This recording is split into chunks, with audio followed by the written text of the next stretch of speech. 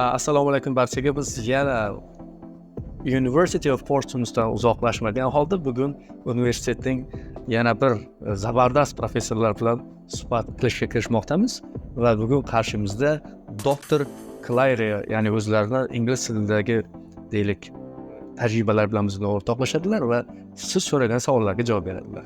Demak, ketdik.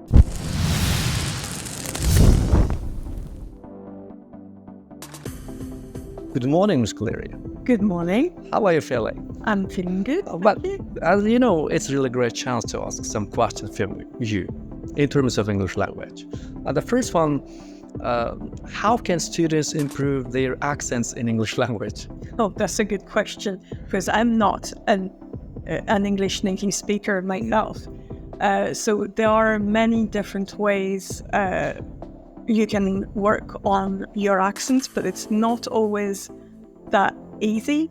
I think the main thing to tell students is to pretend that they're somebody else. It's like trying to speak another language is a bit like acting.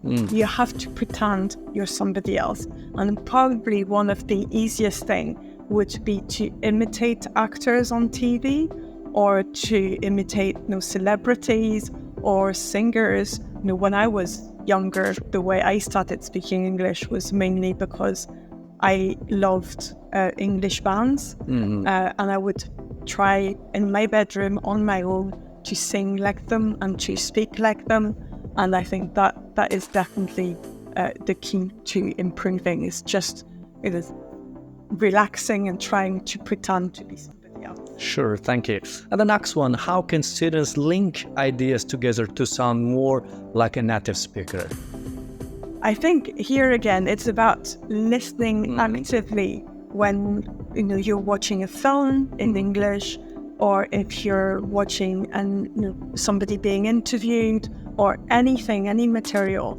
It's really paying attention to those links in between, and then trying to reproduce them. Probably at first on your own, and then trying it with other people. But it is just a matter of paying attention to the details and not just to the general meaning. Okay, how can we expand our vocabulary? How can we expand our vocabulary? Okay, I'm an active one, not passive. Okay. So it's by paying attention to little things, I think.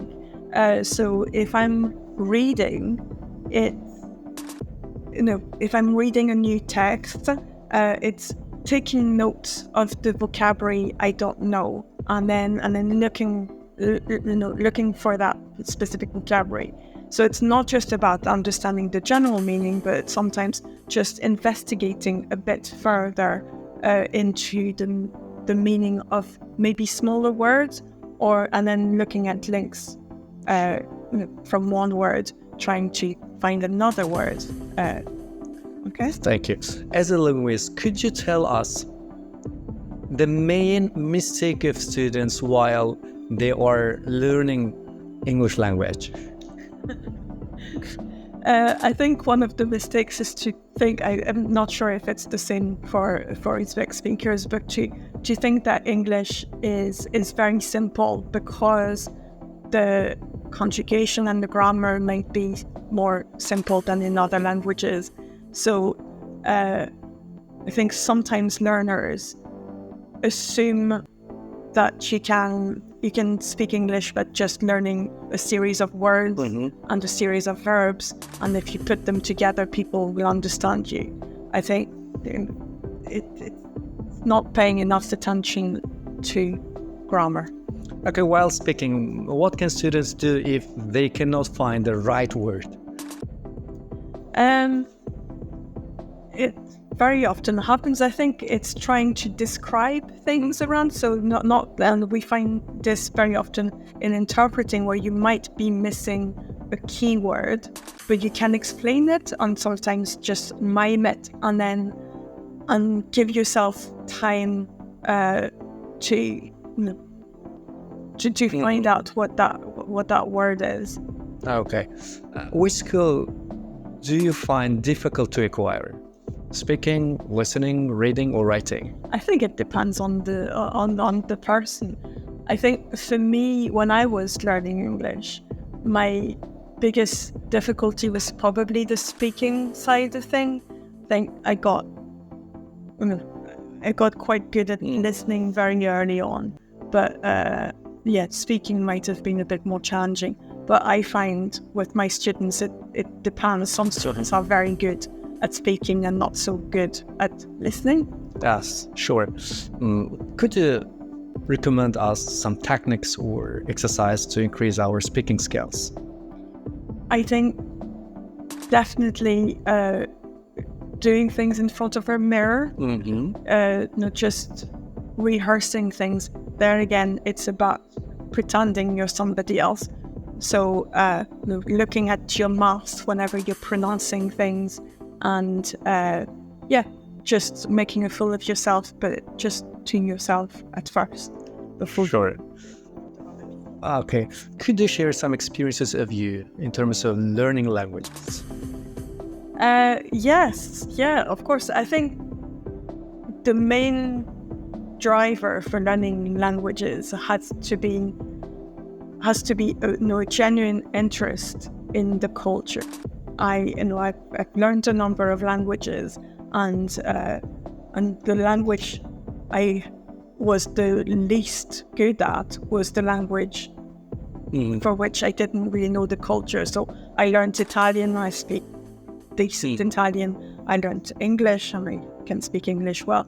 I learned German, and because my teacher never made German culture interesting, I never really connected with the language. So I think having a connection with the culture and wanting to know more is definitely great help in motivating students to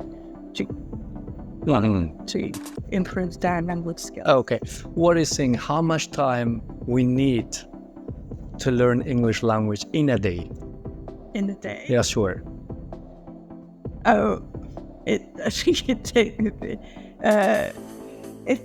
depends. It depends on the nature of your activities, but I think the best way to learn a language is to immerse yourself completely into it. So I would say in a day would be 24 hours, complete immersion. Don't try to think in your native language. Just try to think in English the whole time, and then you will find that everything improves much. Were you afraid of making mistakes when you were a student as well? Yes, absolutely. Yes, yeah. And where it helps is to pretend it's not really you.